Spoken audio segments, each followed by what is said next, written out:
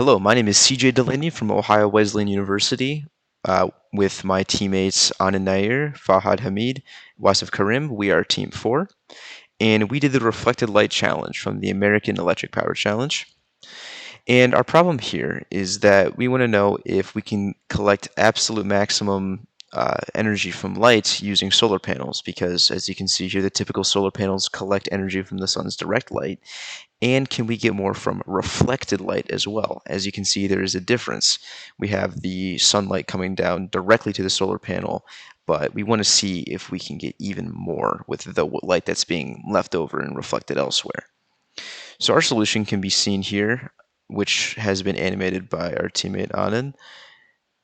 And as the sun at a 45-degree angle comes down onto our solar panel on the right, it will reflect back up onto the middle one, collecting more energy than if it was just head on. Again, right here you can see the head on and how much energy we would be collecting with that.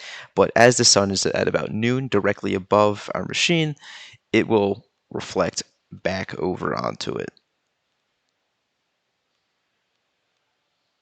It'll tilt on the left and right, once again collecting maximum energy. And once the sun is at a 45-degree angle on the right side, it'll do the same on the left. So this will hopefully get more energy than if we just had them standing still. To create this, the materials used were, of course, solar panels, servo motors, LDRs, lots of wires, and acrylic board to create the body of it. So this is the final product. We assembled it all, and as you can see, just like in the animation, we have the tilting of the different sides. So depending on where the sun is and the orientation it's at, it's able to fully collect all the power it can from the solar panels on top. So for the reflecting mechanisms, we found that white paper was not particularly effective, as it only reflected 22.3% of the light, which isn't awful, but not optimal. So I would not advise using that.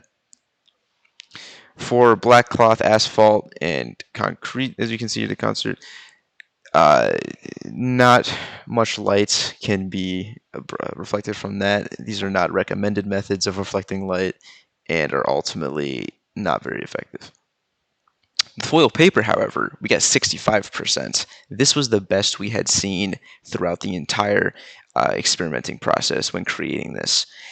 And on this graph here, you can see at the 0 degrees, that's when the sun would be at noon, directly above. And that's actually when we collected the most sunlight out of anything here. The negative 45 and the 45 on the chart display the 45-degree angle the sun would be going out from the left and right. And it's pretty even. It's about the same, which is perfect. We want to be able to get consistent energy when using this machine. So thank you so much for listening. We learned a lot while doing this, and we hope to expand our knowledge on both solar panels and electronics in the future. Thank you.